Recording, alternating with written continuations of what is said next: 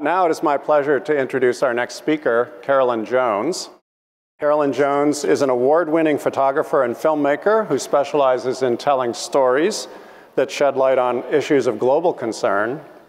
She's devoted her career to celebrating the, what I would call previously invisible populations and breaking down barriers. So please welcome Carolyn Jones.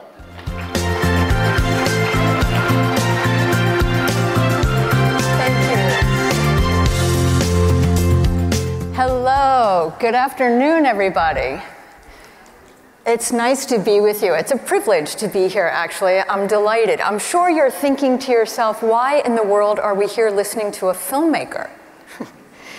I'm a filmmaker and a photographer who has spent the last 12 years digging around in the world of healthcare, and it's been an extraordinary journey in so many ways. But I communicate with videos and photographs. So the first thing I want to do is just give you a short video that kind of explains why I do what I do and how I got here in the first place. So let's roll this first video. I always thought all nurses were alike. They come in, they take your blood pressure, they take your temperature, they smile. I just thought a nurse was a nurse. Now open your little mouth.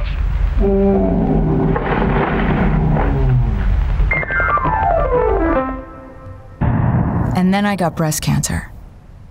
I had a surgeon who fixed me, an oncologist who decided what chemotherapy I was going to get. I had a radiologist who decided I was going to get zapped with radiation. But somebody had to put a mask on and wheel the chemotherapy through that door and stick it in the port that was in my chest. And that was a nurse. She was the one who got me through it. So in 2012, when I was asked to make a book that celebrates nurses, I started with Joanne. I spent a year photographing and interviewing over 100 nurses all across the country. Helicopter nurses, ER nurses, pediatric nurses, military nurses, school nurses. I got a glimpse into the world of nursing, and it was nothing like I expected. So I decided to dig deeper, to follow 5 nurses from the book and find out more. I wanted to know, what does nursing look like for soldiers coming back from war? For inmates in our prison system, for people living in one of the poorest parts of the country. What does it look like at birth and at the end of life? And who are the people that can do this incredibly intimate work? So, who are the people that do this work? Well, that's what I'm going to share with you today, is my observations of healthcare workers, mostly nurses. That's the lens I've been looking through for the last decade, and also the patients that they care for. And it's been just such an extraordinary journey that really started with this nurse, Joanne Staha. So she was my nurse when I had cancer, and when I met her, I was so struck by the fact that she knew exactly what to say to me. She had this emotional intelligence that was amazing, because I had 2 choices. I had already gone through the radiation and the surgery, but I had that chemo in front of me, and I knew I was going to lose all my hair, and everybody was going to know that I was sick. And I was either going to go down this dark hole of depression, or I was going to go to a different place where I could be with my husband and my daughter, who is 10 years old, and find some joy in life. And it was Joanne who got me there, and I have so much to thank her for. But that's the thing about healthcare workers. You know, when I was finished, we had gotten pretty close, but I didn't really think, oh, well, I'll give Joanne a call and go out and have a glass of wine and kick around old times. I mean, I didn't want to relive that piece of business. I wanted to let it go. And so I didn't think about her very much after that until a few years later, when I was asked to do a book about nurses, and I wanted to go back and start the project with Joanne, because she had something that I never forgot, and it was this ability to know how to make me feel better. And you know, it's, I think, often what we think about with nurses, but it was so much more than that. She understood so much about me. So I started this project, The American Nurse, with Joanne, and went on to interview, film, and photograph over 200 nurses all across the country. And the idea behind this project was to look at different issues that we deal with in the country: poverty, returning war veterans, aging, birth. everything that I could think of and look at those issues through the lens of nurses. And during the course of that book, we were lucky enough to meet some really extraordinary people. And I'll introduce you to a few. This is Bridget Kumbella. Now, Bridget works in Queens in a hospital where there is so much diversity you can't even imagine. And her main focus is cultural understanding and to make sure that everybody that comes through that ICU there has whatever they need that gives them comfort. That's what she's focused on. I mean, I think so often about if the whole world functioned this way, we would be in a different place right now than we are. To think about cultural understanding every day and what someone needs to make them feel better. And this is Ronnie Maria Toledo. Ronnie gets on helicopters. She works at Johns Hopkins and goes to what I find just unbelievable settings where she has to extract people and care for them, and she never knows what she's walking into. And I think it's this kind of person with this kind of job that the public, people like me, really don't understand what it takes for someone to do that work and what every day looks like. And this is Deborah Nettles.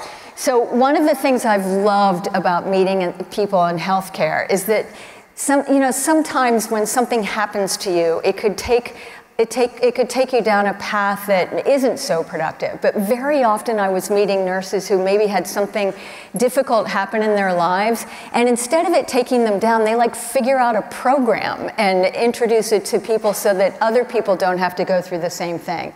Deborah Nettles is somebody like that. She was living in New Orleans in the 7th Ward, and Hurricane Katrina hit really hard there, and just all the social structure was broken down. And she knew so many people that couldn't get the health care that they needed, moms and babies that needed help and needed care. And so she became part of the mom and baby bus, and she takes the health care to them. And it's making a world of difference. And Karen Franks. So this really tugged at my heart. When I met Karen, we were in a NICU, and Karen told me that very often she's the person when a baby is at the end of life, and maybe there was an accident and the parents are in a different part of the hospital, or maybe they're in a different hospital altogether. She was often the one that would hold the baby and rock the baby until the baby passed away. And I can't imagine what tools it takes to do work like that every day. And I can't imagine what tools it requires to get up and go into work the next day. So I know these are really special people, and my particular focus has been nurses, but this covers so many people in healthcare that really have this extra ability to care for others. Pam Dodge is a nurse I met very early on, and she said, it's difficult for people outside of these walls to comprehend what goes on in here. You don't talk about it with lay people because no one wants to hear about the sad or tragic things that happen. So I'm a photojournalist, right? I interview people all day long. I talk to people, and I get to go home and sit down and have dinner with my husband and tell him who I met today and what I've done. But healthcare, it's a completely different world between HIPAA and privacy rules and truly people just not wanting to hear really difficult stories. I think it puts healthcare workers in a really difficult spot to not be able to share what they're going through. But it's something else. The public doesn't know. The public has no idea what's going on. And as technology advances and things get more and more complex, the public isn't really capable of understanding what's going on. I want to introduce you to a few people that were in the first film that I did. This is Jason Short. Jason is a home health nurse in the Appalachian Mountains. And I wanted to film Jason because he was working in a part of the country that there's so much poverty.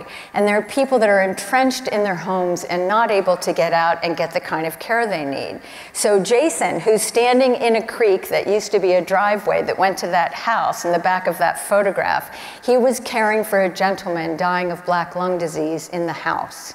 And I followed him in there, and I witnessed him working with this, not just the gentleman who was dying, but the whole family. The guy's daughter was there, and his girlfriend was there, and his brother was there. And somehow Jason had to navigate through all of these people. and care for this guy at a very, very difficult stage. And what was beautiful about it was the first time I realized how autonomous nurses can be. I mean, he was everything to this guy. He was a social worker and the chaplain, and he was the doctor and the nurse all rolled up in one. There was no one else that was going to be able to go to this gentleman's home. And it was amazing to witness. And this is Naomi Cross. So I'm from New York City, and when we started thinking about this book, you know, a bunch of New Yorkers are all sitting around a desk thinking, well, how are we going to do a book about nurses? I didn't know anything about nursing. And we kind of started choosing these outlier nurses, and we thought, well, let's get a birth. Let's find a labor and delivery nurse, and we'll film a birth. Everyone will be able to relate to that. The audience will really be able to grasp it. So I have this wonderful producer that I work with, and I was like, Lisa, find us a nurse that will let us film a birth. And I gave birth, and I don't know about you, but I wouldn't have let anybody with a camera anywhere close to me when I was giving birth. I mean, that was about the last thing I would have wanted. But Naomi's relationship with one particular mom was so great that she was able to get permission for us to do it. So as wonderful as that birth was, what really struck me about Naomi was that she does perinatal bereavement. Yet again, another area of her expertise that I couldn't imagine knowing the words to find, to know what to say to parents when they go into a hospital expecting that they're going to go home with a healthy baby in their arms, and they're not. And Naomi's the one who picks up those pieces. And this is Tanya Faust. So when I started all of this, I kept thinking, you know, the rest of us out here, regular folks, are kind of judgmental. You know, we don't want to be, but we are. And I started witnessing nurses and watching them caring for anybody from any walk of life. And I thought, and they talked about being non-judgmental. And I said, you know, is that really true? Can they be that non-judgmental? So I decided to park myself in the worst place I could think of, which was Angola in Louisiana, the largest maximum security prison that we have in this country. And there I met Tanya Faust, who cares for the inmates who are there at Angola. I mean, these guys are in here for life. They are not going anywhere. And so that means they're going to die as an inmate in the prison system. And Tanya has organized a hospice where inmates care for fellow inmates. I don't know if you've heard about this or familiar with this, but it's a beautiful, beautiful program. And I watched Tanya, I followed her for a week with my camera watching her work with the inmates, and she talked about how she never wanted to look at their rap sheet. She didn't want to know what they did to get in there. She just wanted to be able to care for them all equally. And she introduced me to Lafayette. So Lafayette is an inmate who she had been working with for quite a while, and he was doing hospice work. And I'm going to show you a video clip from the film now that, for me personally, it just showed me the power of caring for another human being. And I hope you feel the same way about it. Let's show the video. You know, everybody look at prison as being harsh and abusive, but it's not. It's getting a second chance at life. Because the things you did in your past, you can't undo, but you can better yourself as you go along. And it's just a journey here. It's a big old university that you learn everything about. You with people of all walks of life. Just like John, he can't do nothing. He can't even stand up. And he want to shower, and he can't on his own. So I come over here personally just to shower him. See, he's not a hospice patient. He just lives on a ward. But I want to show him that I care about him just like I do the patient.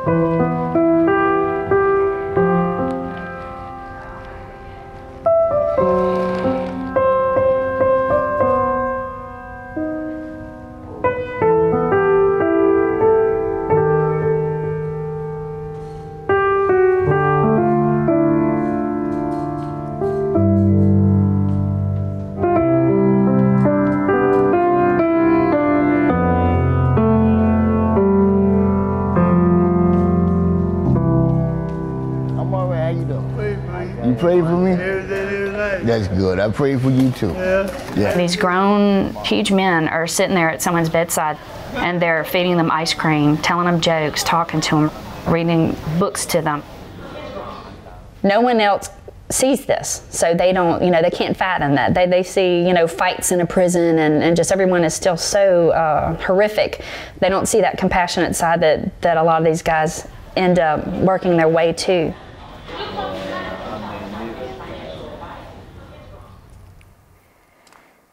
So Lafayette was a really interesting character for me. I had a chance to talk to him and interview him, and he talked about the fact that he belonged there, that he had lived a whole life of debauchery, and he belonged as an inmate at Angola, but that somehow he had, through the caring of others in the hospice program, found a way to forgive himself for all that he had done in his previous life. And it really struck me, this kind of power in what it means to care for someone. Everybody deserves care, even in the prison setting. And I was really moved by the work that they're doing there. So this is another moment where a bunch of New Yorkers sitting around a table saying, hey, let's give a nod to the origins of nursing. Let's find a nurse who's a nun. So we decided to do that, and it was on the shoulders of my producer once again, and she heard about Sister Stephen, who was running a place called Villa Loretto in Wisconsin, and it was a nursing home. And so we go out there to Wisconsin, and we arrive at Villa Loretto, and they said, oh, Sister Stephen's out in the barn somewhere. You'll find her out there. Well, I'm a photographer, so barn light is like heaven to me. And I go out into the barn, and there's Sister Stephen, and she picks up 2 baby lambs and stands there, and I'm looking at this like jolly, happy nun holding 2 lambs, and it's like photo heaven, it's like you're so happy, and it was great. And I was dismissive at first because it was just such a wonderful, charming moment, but then I realized what she's doing there. So they are in a part of Wisconsin that looks like this, and most of the residents who live at Villa Loretto grew up with fields and animals and cows and all kinds of things around. And she has a couple of barns on the property where she keeps animals, and she adopts them, and people leave them with her. And anyway, she has a ton of different kinds of animals. She uses them as animal therapy.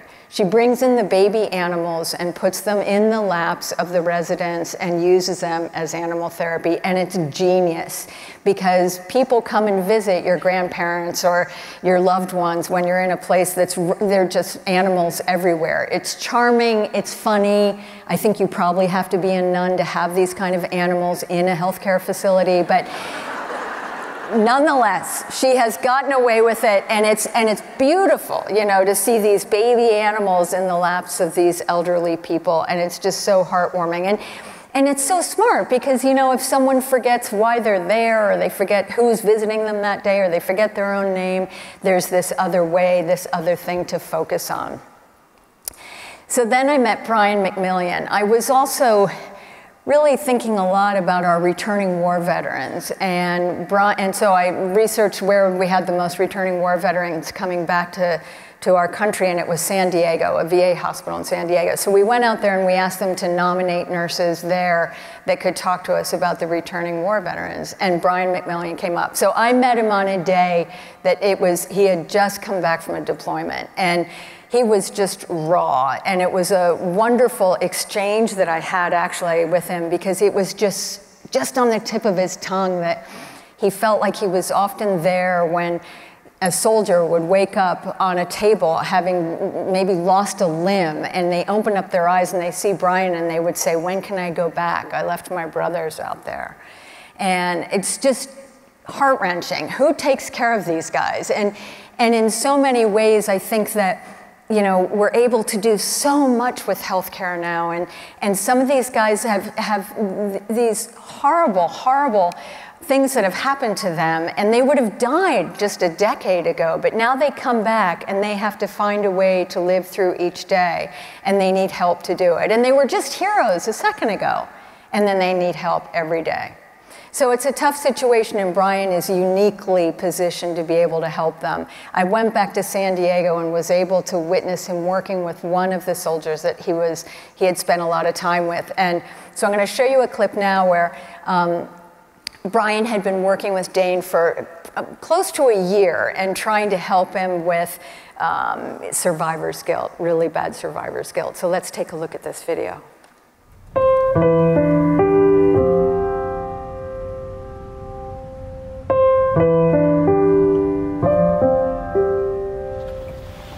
Part of the reason why the guys that come here aren't prepared for what's in front of them when they get injured is because we train them to be invincible. And then we aim them, we point them at the enemy, and frequently you find out right at that moment that you're not invincible.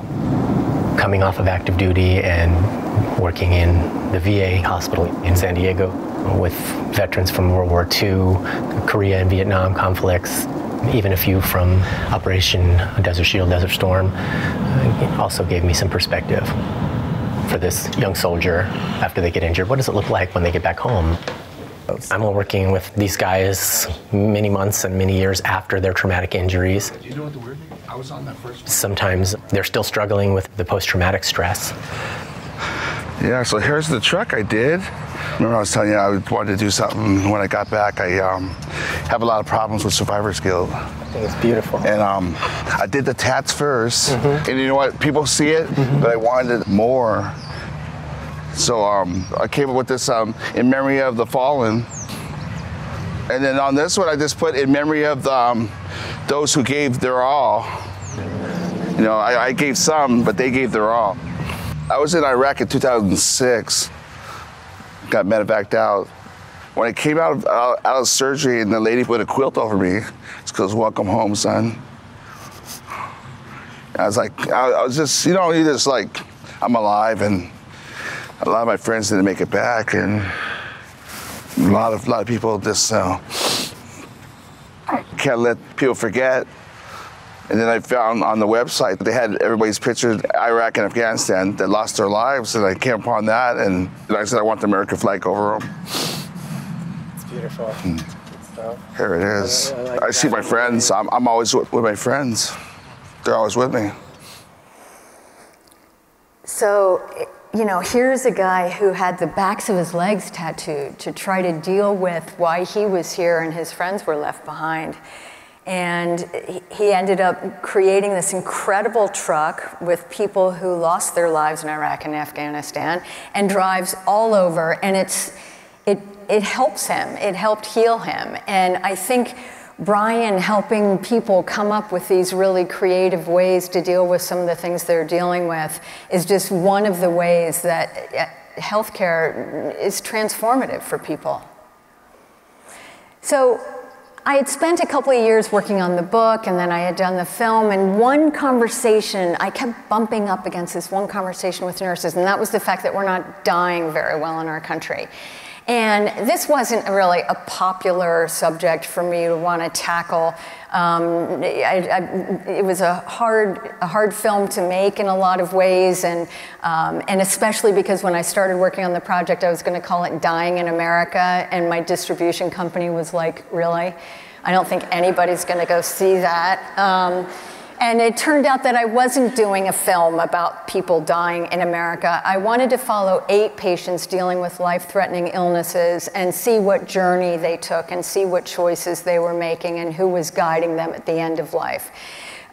So it was an unbelievable project to get to work on, and I learned so much about what matters in life, and especially from these two. So I'm just going to show you one clip from this project, but this is Bert and Lottie Cohen. When I met Bert and Lottie, and I followed them for about 3 or 4 months, I walked into their house, and Lottie's sitting on one side of the sofa, and she says, no matter what, I want Bert to go back to the hospital. No matter what happens, I want him to be in the hospital. And on the other side of the sofa is Bert. And he says, no matter what, I don't want to go to the hospital. I just want to die at home. And that's what I walk in on. And then he had this wonderful home health nurse named Gilbert Oakley who had to navigate all that. So it's one of my favorite clips, and I'll share it with you now.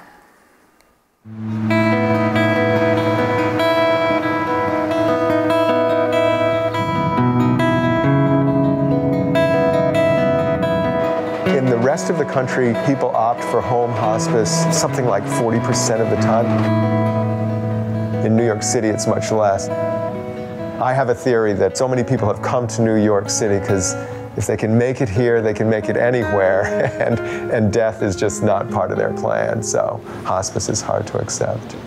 My name's Gilbert Oakley. I started hospice about 8 years ago. I was working in an office, and we shared a floor with hospice.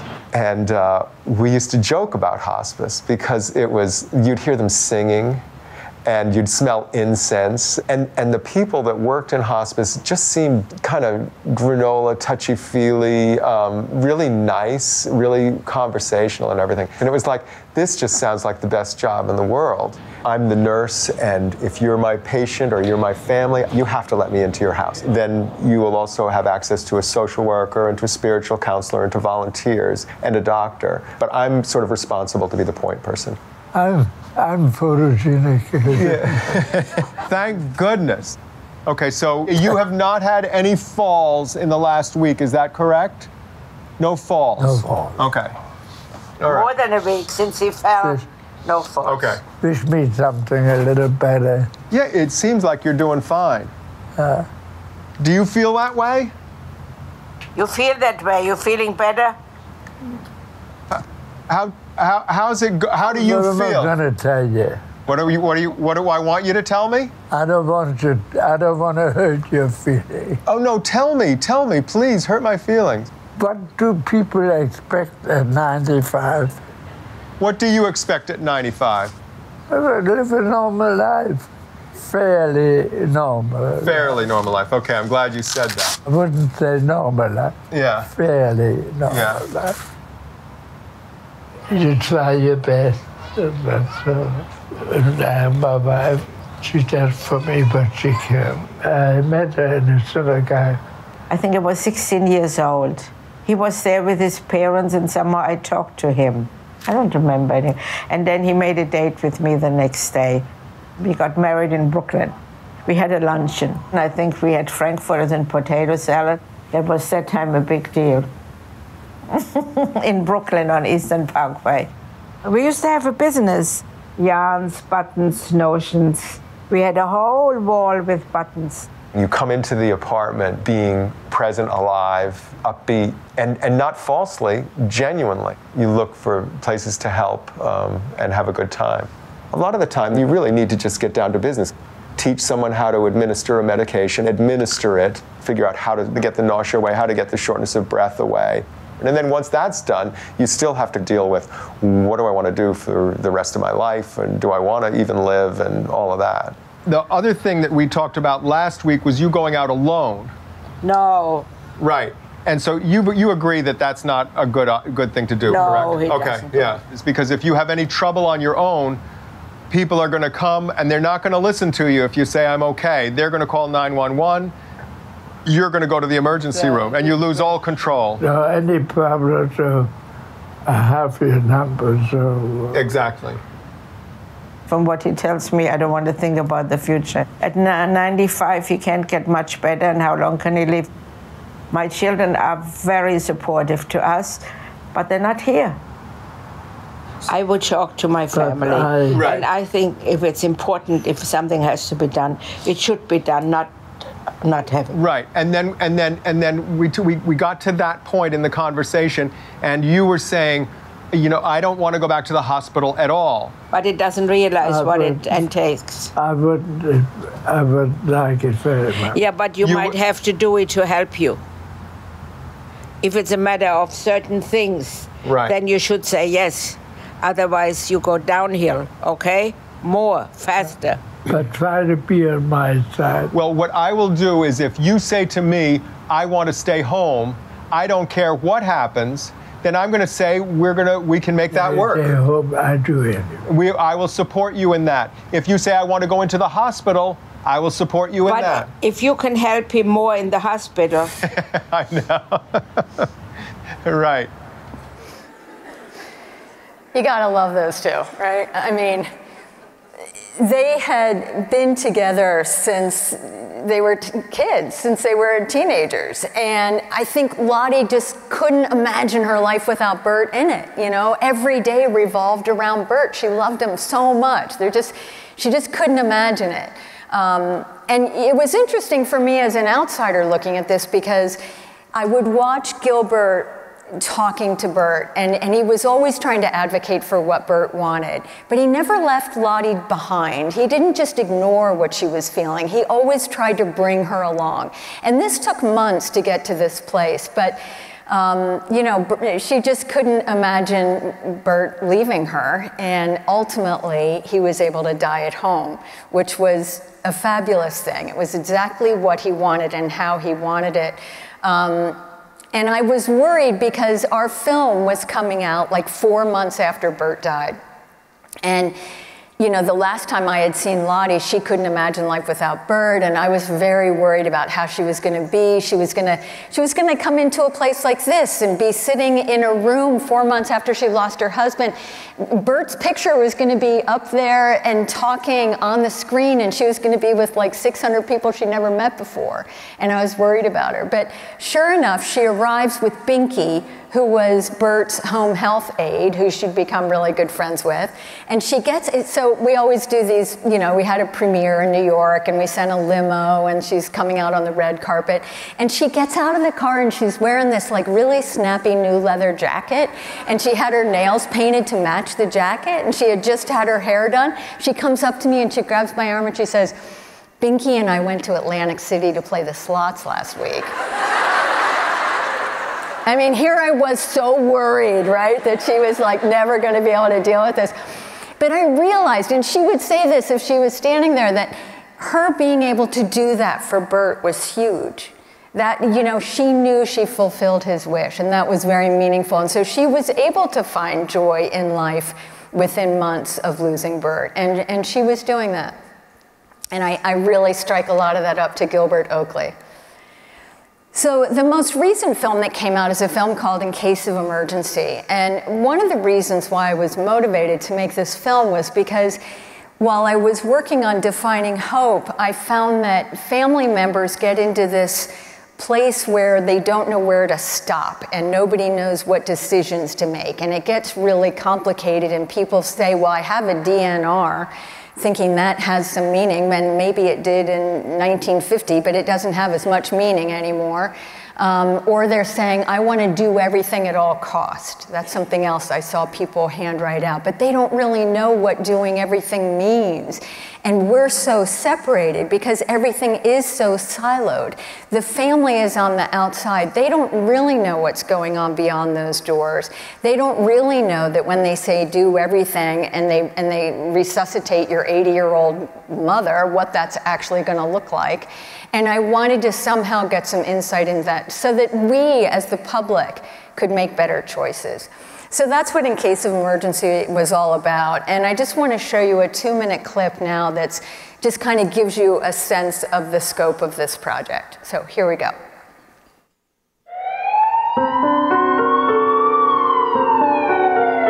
I have 3 children, and they'll say, Mom, what did you do at work today? And I'll say, well, took care of some patients. I can't explain to them that I had a 46-year-old male that came in with a gunshot wound to the head. You know, I can't explain to them that I held a patient's face against my hand and she leaned into me as she was dying. It's about as real life as you get. We are the mirror of society. If there's an Ebola scare, if there's a bus that turns over, if there's the flu season, where do they go? They come here. We are the safety net. I walk in here and we'll have had another overdose death. This opioid epidemic is a crisis. You get really good at dealing with one extreme situation, taking a deep breath, and moving on to the next situation.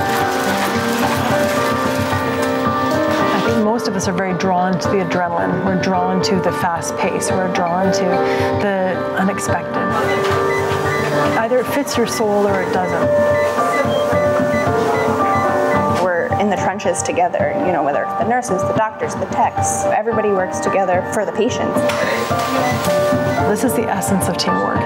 As emergency physicians, we are the only specialty that works shoulder to shoulder next to the nurses. We are a team. Sometimes to an outsider, they'd be like, what are they doing? But we actually, in our heads, we're all following the same algorithms. Because we know how each other moves, we know what each other's roles are, and we move around each other and together because we know what to anticipate in the next step. It is like a dance. Swelling and ecchymosis to the right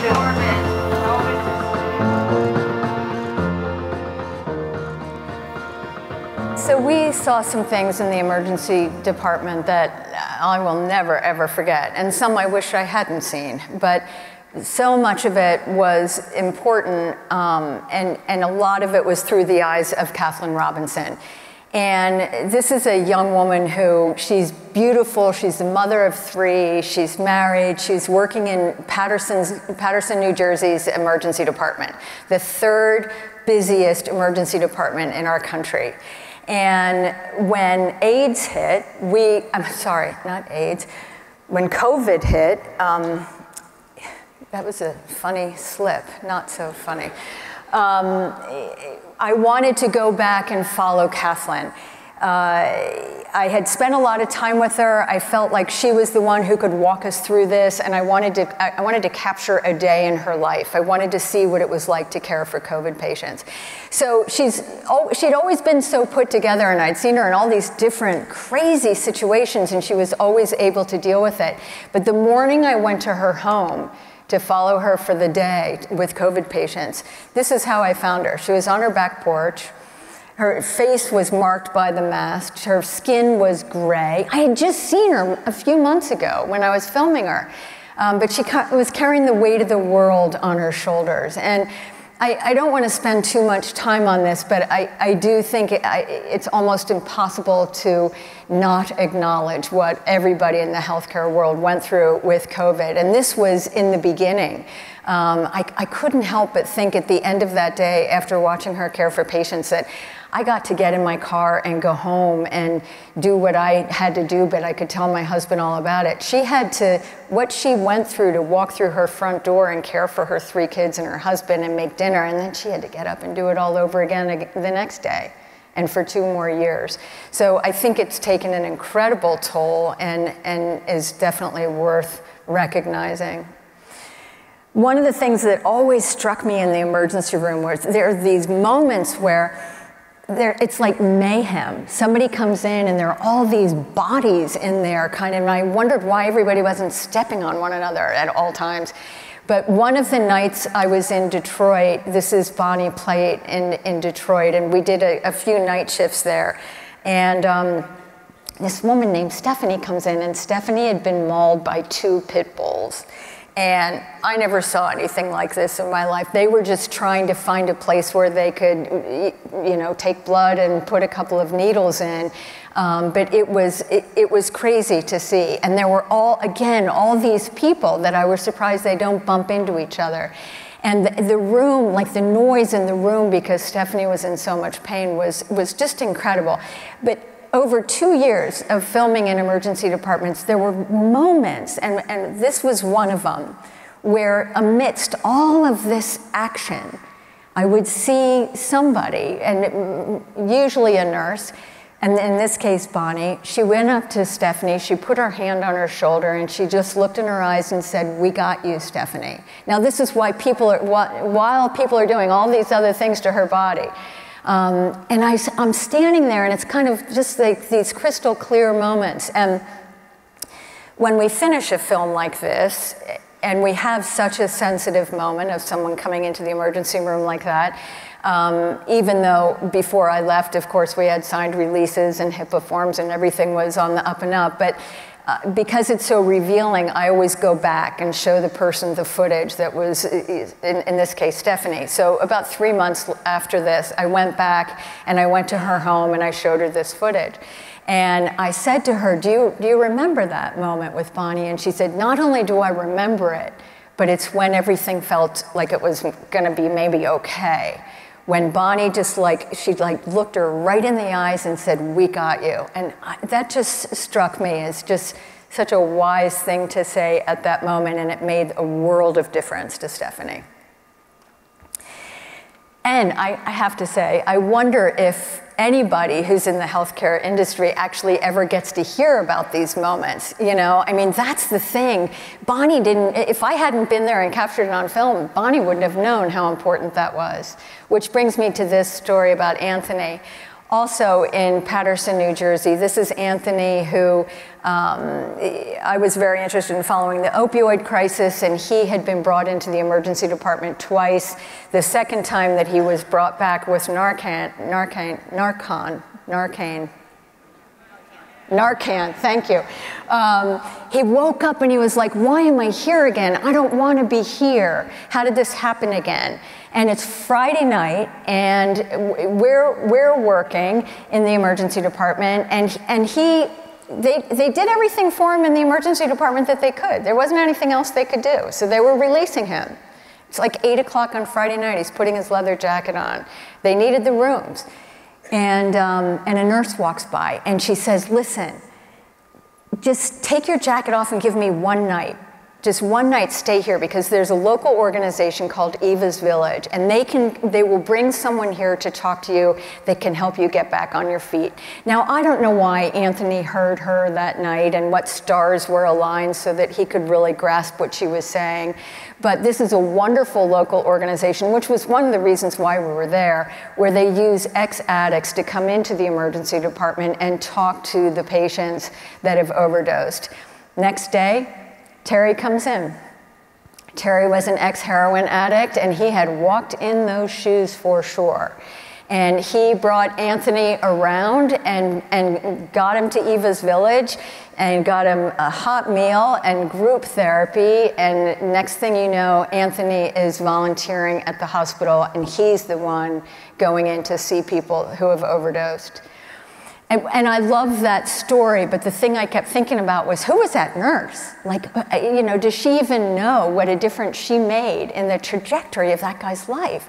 So I asked him to describe her for me, and he described her to a T, and I'd been working at Paterson at this point long enough to be able to find her. We find her, and I said, listen, do you remember, like, 6-7 months ago, you're on your night shift at the beginning of the shift, and there's this one guy, and you told him to take his jacket off and spend the night and meet somebody from Eva's Village. And she's looking at me like, you have got to be kidding me. How am I going to remember that? But he remembered it, and Anthony really wanted to thank her. So it was really weird, but we brought them together anyway, and he had an opportunity to thank her in person. I'm still not sure she was entirely sure who he was, but it was really wonderful for him, and it did matter to her that she had made a huge difference in this gentleman's life. Which, I love this quote from Gene Watson, maybe this one moment with this one person is the very reason we're here on Earth at this time. I thought of that so many times watching these one-on-one interactions with nurses and doctors and the patients that I met. So I think right now about the fact that sometimes people are working in small communities and they come across people that they see that they've cared for and how complicated that is. And I live in New York City, so it's not something that would happen to me, but I met Kara Nielsen, and she talks a little bit about that. So let's play Kara's story.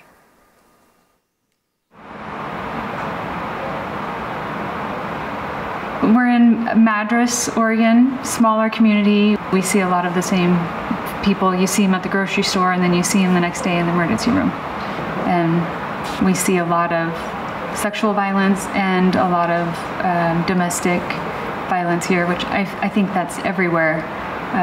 But we see the repeated pattern because we know these people, and then they come back and we see them again. And I've had people that I know they've been, I know because I've seen interactions, and I know with all my heart that this person in front of me has been a victim of domestic violence, and they flat out deny, and I give resources. We have lots of resources to, phone numbers, and we're a safe place. Come back if you ever, if you ever feel like you need a safe place. We're a safe place. Come back, please. And I've called people out. I think that you're not telling me the truth. I'm concerned for your safety. Here's a way to get help if you need it. Let me know if I can help you get that help.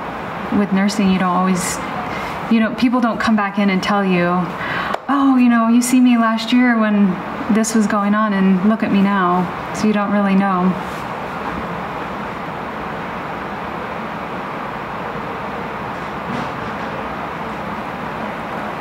To not know how people are feeling and what kind of impact you've had, and yet to keep on doing the work day after day after day. That's meaningful to me.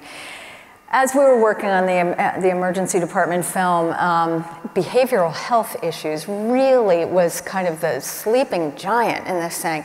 I had no idea what was going on, and we just don't have any way to properly deal with people dealing with behavioral health issues, and they land in the emergency department. And all across the country, hospitals have some room somewhere. Some hospitals had 3 rooms, some had 5. Many only had 1 room where they could put a behavioral health patient who needed help and needed to be watched so carefully. And so when that room is filled and people are still coming in, they land in the hallway like this young woman who had just tried to take her own life. Now, the hallway of an emergency department is not a peaceful place. There are speakers and bright lights, and there are police officers, and it's an awful place to be. One of the only things I can do as a documentary filmmaker is just try to raise awareness about what's going on, and there has to be a better way of treating these patients. One of the other things I wanted to explore was the lack of health insurance. What's going on? I was in Kentucky. I met these 2 guys who work in an auto repair shop. They both have children. Neither one can afford health insurance. And so they had an accident, and you can't really see it, but the guy sitting on the bed, his thumb is kind of hanging on by a thread. And I go up and I'm talking to them, and they said, well, we don't have health insurance, and we talked about that. And they had done the math. And they had discovered that if they just had kind of 2 accidents a year at work, and they did a payment plan in the emergency department, it was cheaper than having health insurance. And he said, I didn't want to come here today at all. Now I'm looking at him, and his thumb is like hanging on. And I said, well, what would you have done? And he said, well, if it wasn't quite so bad, I would have super glued it. And I'm like, is that really a thing that we do in the United States to avoid going to the emergency department? Something didn't seem quite right about that. And then back to Detroit, we were interested in, the gun violence. There, again, as a documentary filmmaker, the best thing that I can do is just show people what it looks like. And I was privileged to meet a young man he was just in the wrong place at the wrong time, and he caught a bullet in the middle of the night. But he wanted people to know how much it hurt. He wanted me to tell his story and make sure that people understood that. That nurse who's caring for him is a gentleman named Robbie Saad, and I want to play his short video for you quickly so that you can hear kind of some of the challenges of working in the emergency department.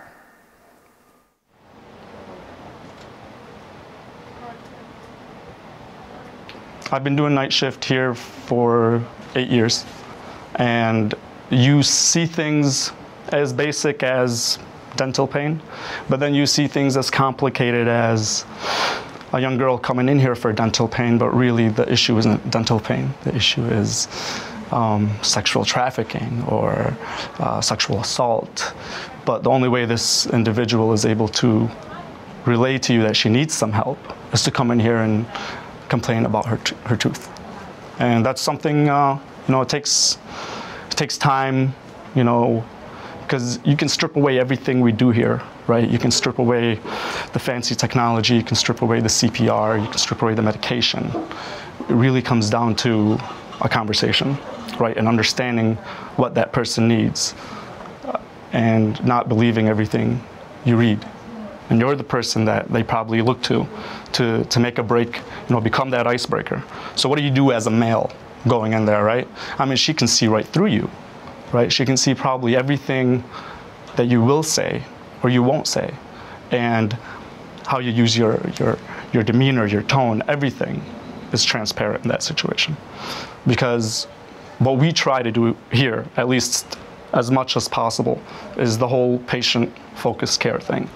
And I strongly believe that really starts with a conversation. More importantly, it starts with listening, right? And most of the individuals that come here, they really need someone just to listen to them.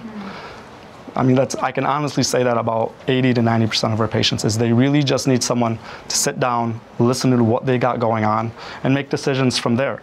Because a lot of times what you see on paper is not what you're walking into that room. And I think that plays a large part into our strong characteristics here of what we can do as healthcare workers. Listening, I think that's kind of across the board what we need to do more of in this country on a lot of levels, but certainly in healthcare. I just want to take a moment to talk about everything that healthcare workers confront. I think when you're in this business and you see things day after day, it becomes your normal, but it isn't normal, and I think it requires a lot of self-care to continue to do what you do.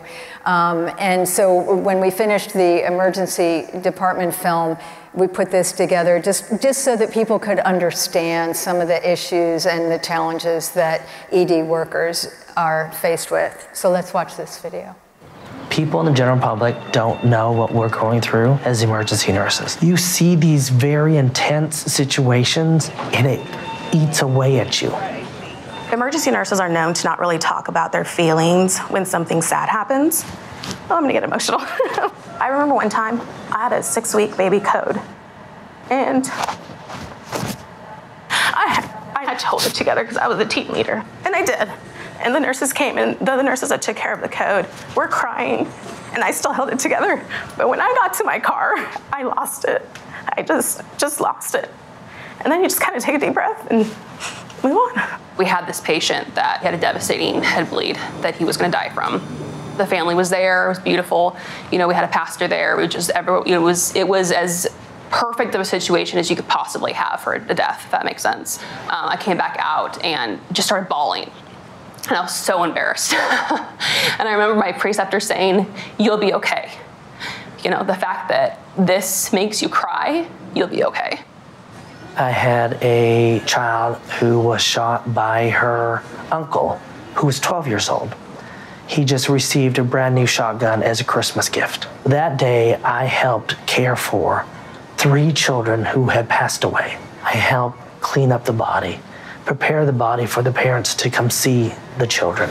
I provided care to one child who was left in the care of a boyfriend because the mother had to go work. The child was shaken to death and beaten to death. For the next 2 weeks, I went home.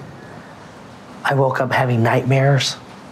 As a nurse, that has the impact and the struggle that everybody deals with.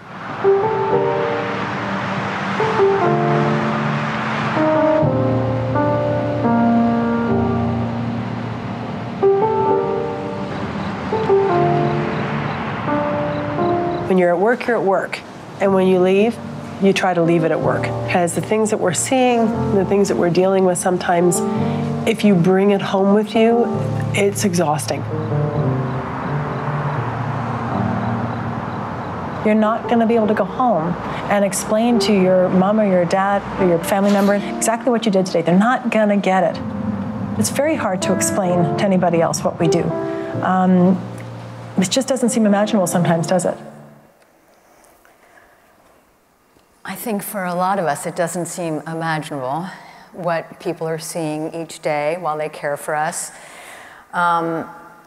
as a team, going out and witnessing all this, we got to a point where we just wanted to get away from an urban environment and see what was going on in a different part of the country. So we went to Iowa, where you kind of think about where you're putting yourself in the country and what you're actually going to see in those emergency departments. And we were kind of thinking maybe like appendicitis, or we weren't really sure what we were going to see there, but we knew it was going to be different than the night shift in Detroit for sure.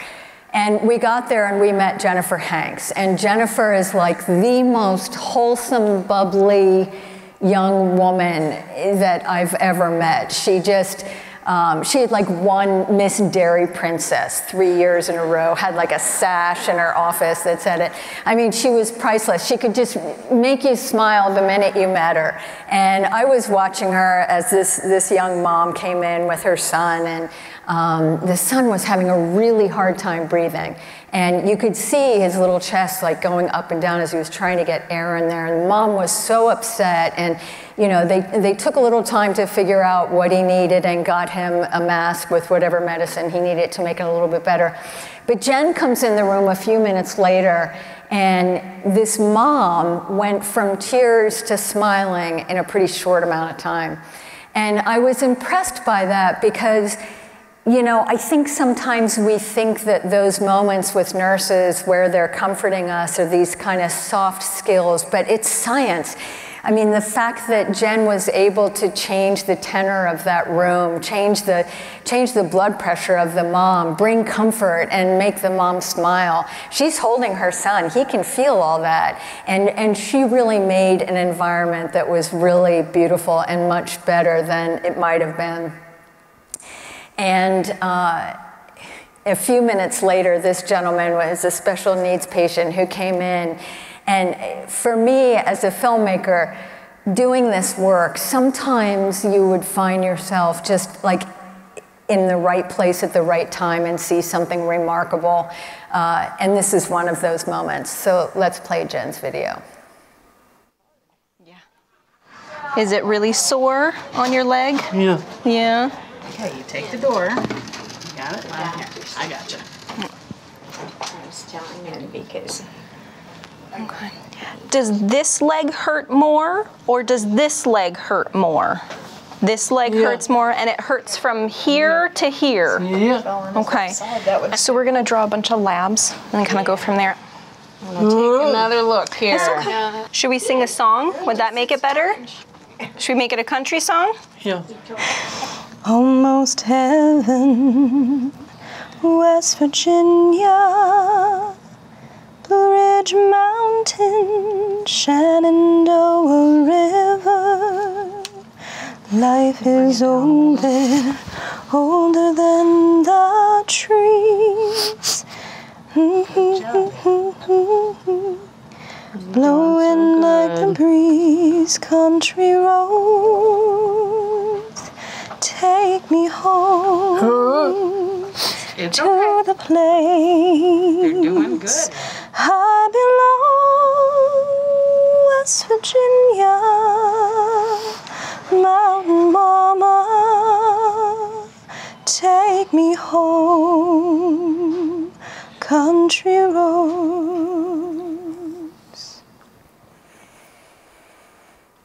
It was just such a privilege to be there and hear her break into song like that. I mean, I never witnessed anything like that before or since. It was just a really, really beautiful moment and exactly what that patient needed to get through that time.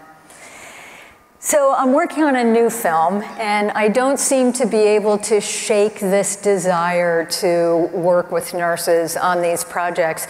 There is this sense of humanity and this sense of authenticity and so much connection with the patients that I haven't been able to break myself away from it, and I don't know that I will.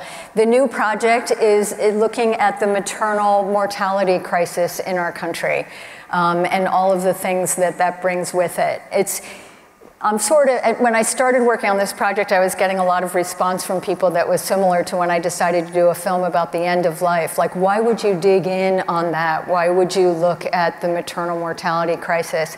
But I'm looking for solutions. I'm looking for things that can be done now that can help move the needle, choices that we can make as women, recommendations that we can make to people that we know who want to have a child. And there are so many things that are being done out there. I know the media doesn't always tell us the positive stories, but I'm finding them. And I have had the great privilege to film 7 births over the last year. And the exquisite, magical sense of giving birth is just something that knocks my socks off, that I'm so excited about showing in this film. And the film became more than just what birth looks like. And it's called 1,000 Days because I'm asking people to focus on the moment a woman finds out she's pregnant until the 2nd year of a child's life, so that we can cover prenatal care, postpartum care, breastfeeding, nutrition, as much as we can. It feels like 1,000 days isn't too much to ask for us to focus on to change maternal mortality and infant mortality in this country. And I think there's so much that we can do.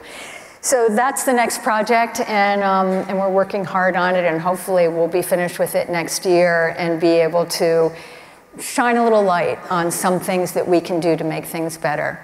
I was thinking about showing you a clip from it, but I didn't want to, and I decided not to, but this is what prompted us. The US has the highest maternal mortality rate among wealthy nations. Over 80% of pregnancy-related deaths in the US are preventable, and that just isn't acceptable.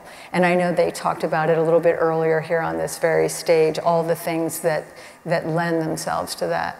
So I want to thank you for letting me be part of your day. I know you have a really interesting conference in front of you, and I thank you for letting me be a part of it. It's been my pleasure.